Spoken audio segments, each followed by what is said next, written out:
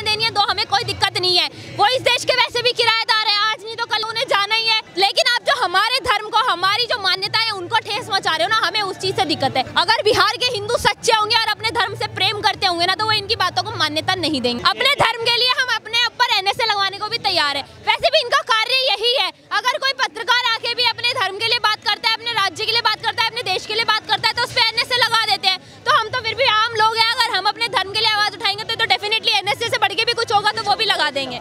लेकिन हम इनसे डरते नहीं है। अगर कार्य करना सीखना है ना, तो उत्तर प्रदेश में योगी आदित्यनाथ से सीखिए, वरना नहीं सीख सकते तो मुख्यमंत्री की कुर्सी खाली रहने दो। बेशक वहाँ पे बिहार में किसी को मुख्यमंत्री बनाओ ही मत, लेकिन ऐसा मुख्यमंत्री भी मत बनाओ जो बिहार को डुबो।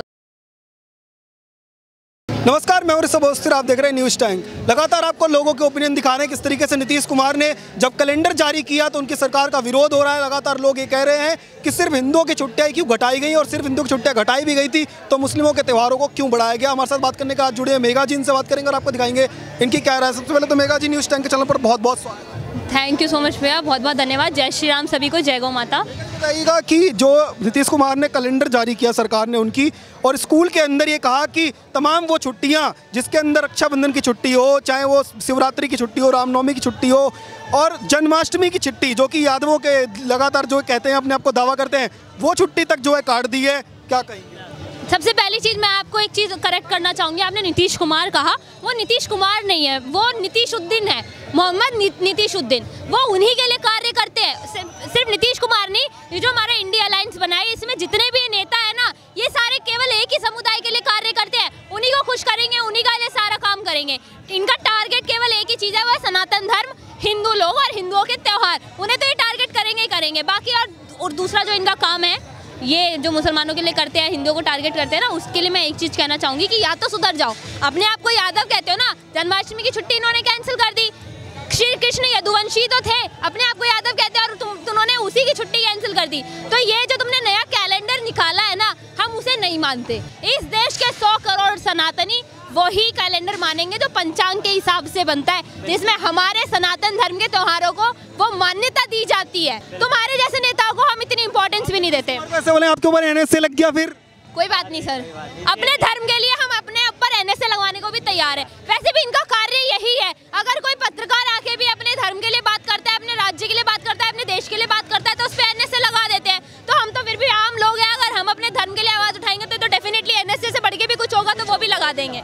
लेकिन हम इनसे डरते नहीं है। हमारे धर्म के लिए हम अपनी देश में, अपनी भूमि पे खड़े होकर बोल रहे हैं। आप हमारे धर्म को टारगेट करने की कितनी ही कोशिश कर लो, आप सिर्फ वो सफेद बादल होते हैं जो गरजते रहते हैं, आप भी गरजते रहोगे, कभी बरस नहीं पाओगे। आप लोग जानबूझ करके ऐसा माहौल बना रहे हो हिंदी मुस्लिम वाला। हमने तो बस कोशिश की थी अल्पसंख्यक समुदाय को थोड़ा बढ़ावा देने के लिए, उनके लिए कुछ जो है त्योहार बढ़ाए, उसके उनके अंदर कुछ छुट्टियां डाली। आपको क्या समस्या? नहीं, हमें कोई दिक्कत नहीं है, आप उन्हें बढ़ावा दो, लेकिन जो आप हमारी मान्यताओं को ठेस पहुंचा रहे हो ना, हमें उस चीज से दिक्कत है। आप उन्हें बढ़ावा दो, उन्हें छुट्टियां दो, आपको उन्हें जो सुविधाएं देनी है दो, हमें कोई दिक्कत नहीं है। वो इस देश के वैसे भी किराएदार है, आज नहीं तो कल या तो उन्हें जाना ही है, या फिर जो बाहर के उन्हें भी यहाँ पर आना ही है।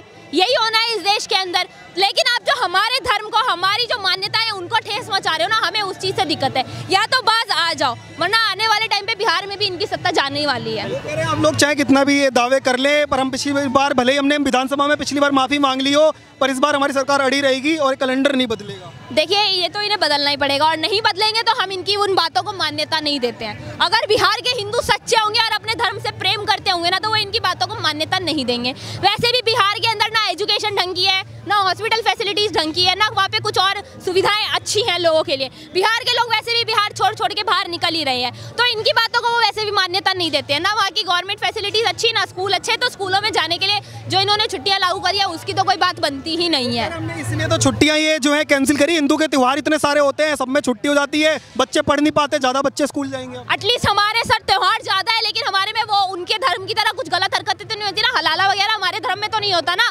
हमारे धर्म में बेटियों को पूजा जाता है, हमारे धर्म की ये मान्यताएं हैं। तो उस धर्म को अपने बच्चों को दिखाइए जो बेटियों की इज्जत करना सिखाता। बिहार के जो हिंदू समाज के लोग हैं, आपको लग रहा है कि किसी तरह से वो इसका विरोध जताने के लिए सड़कों पर उतरेंगे, आप जिस तरीके से पिछली बार उतरे थे? बिल्कुल सर, जैसे मनीष कश्यप के टाइम से बिहार के लोग ज़्यादा जागरूक हो गए हैं, उस हिसाब से मुझे लगता है इस टाइम पे भी वो अपने लिए आवाज़ उठाएंगे, अपने धर्म के लिए आवाज़ उठाएंगे। हाँ, वहाँ की सरकार ही ऐसी है कि आवाज़ दबाने का कार्य करती है, तो वो अभी भी वही कार्य करेगी, आवाज़ दबाने का। लेकिन आप कितनी ही कोशिश कर लीजिए, आप सच को दबा सकते हैं, उसे मिटा नहीं सकते।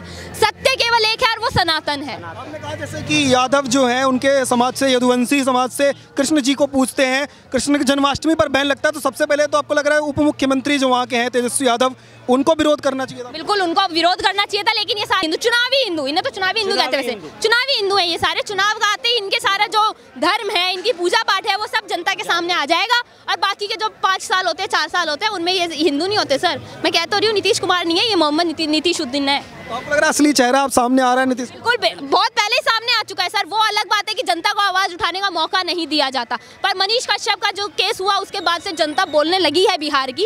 और अब आने वाले टाइम पे जनता एक नया मुख्यमंत्री लेकर आएगी बिहार में, जो बिहार की उन्नति के लिए काम करेगा, बिहार को डुबाने का कार्य नहीं करेगा। लड़कियों के लिए भी पिछली बार आवाज़ उठाई, लड़कियों के लिए भी काम किया, उसमें भी आप लोग विरोध जता रहे, हर चीज़ में विरोध जताते हैं, काम ही ना करें। काम करती ही क्या है बिहार सरकार? NSA लगाना, सच बोलने वाले को जेल में डाल देना, किसी का मर्डर करवा देना, माफियाओं को पनाह देना, यही सब तो करती है ना बिहार सरकार।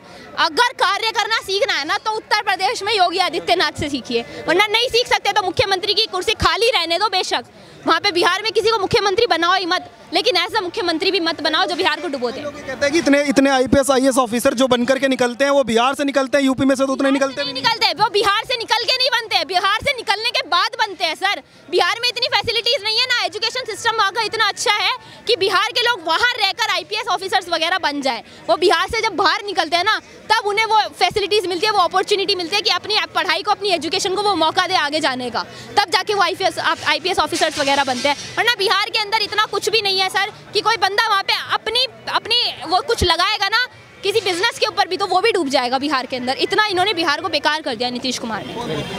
दावत जी बताइएगा कि जिस तरीके से बिहार के अंदर ये कहा गया कि कैलेंडर जो है बदला जा रहा है और ईद मुहर्रम जैसी छुट्टियों को ज़्यादा दिन दिए जा रहे हैं और हिंदुओं के त्यौहार हटाए जा रहे हैं, क्या कहेंगे? ये देखिए, ये उनकी बदलती हुई राजनीति है। बदलती हुई राजनीति क्या है कि ये चाह रहे हैं कि मुस्लिम वोट तो, अल्पसंख्यकों के वोट तो हमें मिलते ही रहते हैं, अब हमें हिंदुओं को क्या करना है, जाति में तोड़ना है। तो वो जाति जनगणना कर दी नीतीश कुमार ने, और वो वैसे नीतीश कुमार भी पलटू राम है, उनका कोई भरोसा नहीं है, अपने अस्तित्व नहीं है जिस आदमी का, वो दूसरों का अस्तित्व क्या बनाएगा या छुट्टियां क्या डिक्लेयर करेगा। वो कुछ दिनों के मेहमान हैं, उसके बाद उन्हें जाना ही है, तो जाने के बाद में तो आदमी जो करता रहे। तो कहने का मतलब क्या लिए, इन्होंने एक तुष्टीकरण का वो पकड़ रखा है, उसी को तुष्टीकरण को लेके चल रहे हैं। वो जो वोट जिनके पाने के लिए आपको लग रहा है ये स्टंट किया, वो वोट मिलेंगे या फिर वो भी इनके सगे नहीं है? वो देखिए, ये कोई इनका सगा नहीं है। वो वोट भी कहते हैं ना, एक को बचाने चले थे, खुद भी डूब गए। इनका वो हाल होने वाला है ना। उद्धव ठाकरे को देखा आपने? उद्धव ठाकरे वाला शिवसेना वाला हाल होगा इनका। ये ना घर के रहेंगे ना घाट के रहेंगे, ठीक है ना। और अब इनका इतना बुरा हर्ष होगा कि आप इनको देखोगे ये किसी तराजू में तुलने लायक नहीं है।